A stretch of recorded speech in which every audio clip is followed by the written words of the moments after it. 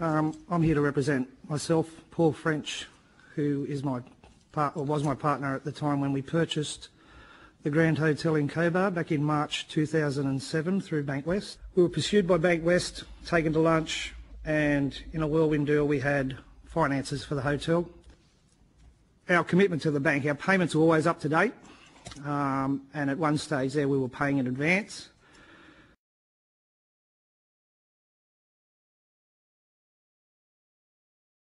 It was a bit confusing at the time why they foreclosed on us. We did have a proposal where we were going to sell 3 entitlements. We had 9, so reduce us to 6. Just to clarify, that 3 entitlements mean? Poker machines. Right, so you had 9 poker machines, and if you went to sell 3 poker machines, you have to hand 1 to the government, wouldn't you? So you'd sell 2 poker machines. For 250, what are they worth each? 250,000 for the 2. 125,000. We had a commitment of 235. You had an offer? An offer.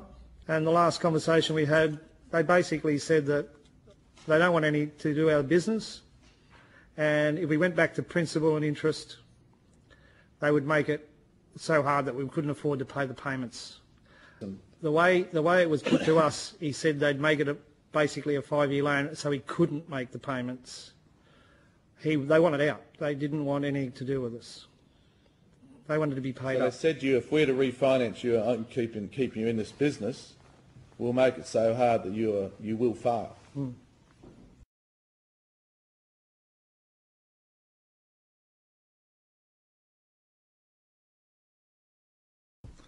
Now, if you're selling money to someone who's meeting their commitments, why would you pull a guillotine down them? But anyway, that's for the inquiry to work through the committee.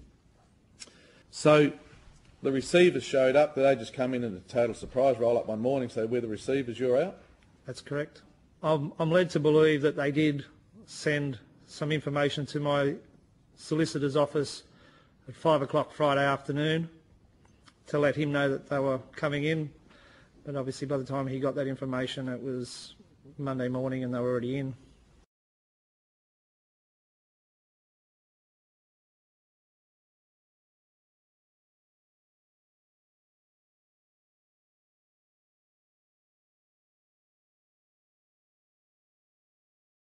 So the receivers went through the books. Was he saying that, normally when I get sent into a place like this, we see all of the bad debts, the accounts in arrears, the shortfall of money? Yeah, he was very surprised that there wasn't a problem with the hotel. Your hotel was sold, was it? Yeah. So I went to auction. How much did the hotel sell for? 700,000, I believe.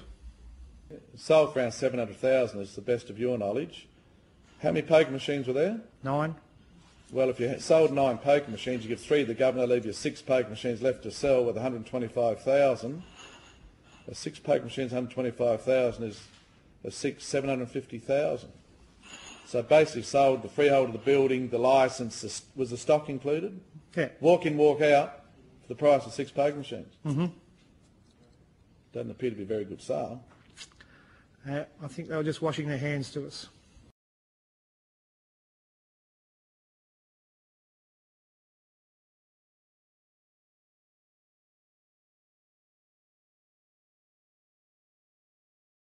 Right, the pub sold out.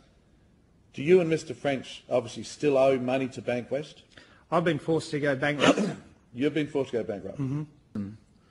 I'll ask Bankwest this afternoon, why do you sell businesses up that have never missed payments to you? And, well, there's got to be a reason behind this. When Bankwest fell over with HBOS, the Halifax Bank of Scotland, they fell over. We heard yesterday Commonwealth Bank bought Bankwest for $2.1 billion, but Commonwealth Bank had to cough up $17 billion in that loan book to keep the loans going. Commonwealth Bank says they never interfered with Bankwest's running of their bank. But there's got to be a reason why people like yourself are sold up when you haven't defaulted, basically. I've been asking myself the same question for a year or so. And the other question is it good business to throw $2 million down the drain to clean up a business that's paying its way? Because that's ultimately why it cost Bankwest to get rid of us.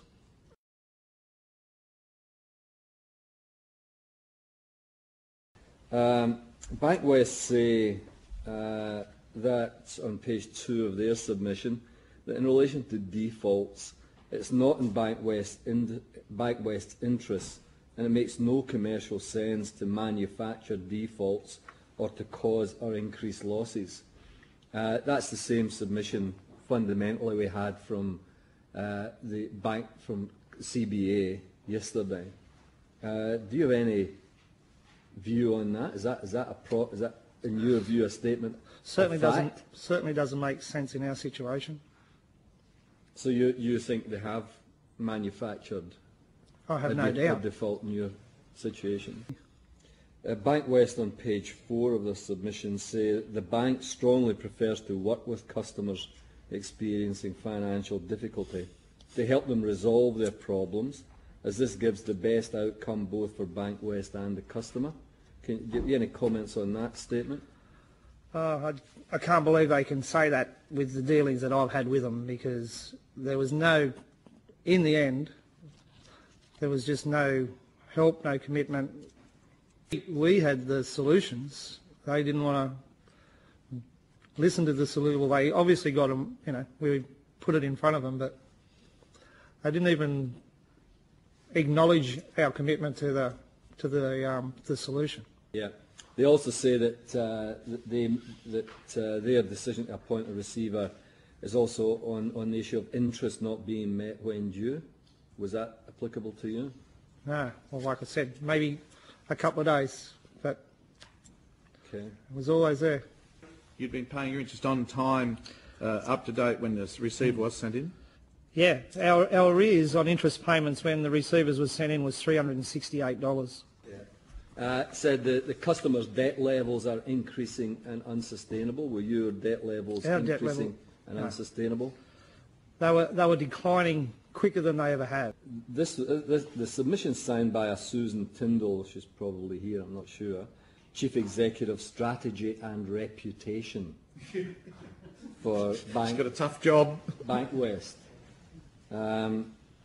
Why would Bankwest, this might be an unfair question, why would Bankwest need a reputation executive? Oh, I think they probably do need one after what they've done to us. So that's probably one good decision Bankwest have made, you reckon? Huh? I'm equally bemused. Thanks, Mr. Ryan. Thank you. What in the end then was the breach that they used to send in the receivers? It was LVR. It was the LVR, okay. But there was nothing else? No, that you're aware of, no other conduct that was put to you by Bankwest as the reason why they sent in receivers? No, not at all. Purely LVR just was because the of only the change in the LVR, Yep. due to the change in value of your hotel as a result of the circumstances of the time?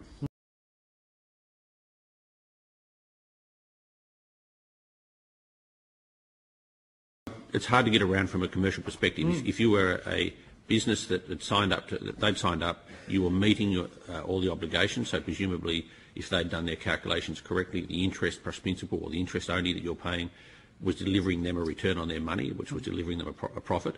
Why would they not want your business in an ongoing basis if that contributed to their bottom line?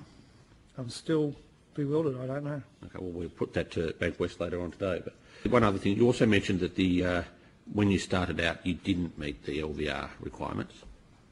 No, well, that's what that's what I was told. You were told that, yeah. But none of that was in writing, of course. No. Okay. No. Okay. As I said, the hotel was valued at 1.8, but we needed 1.35. Yep. And it was just short of the. So they took you on despite the fact that the LVR was not met, and then they used the fact that the LVR was not met to bring in the receivers. Okay, thank you.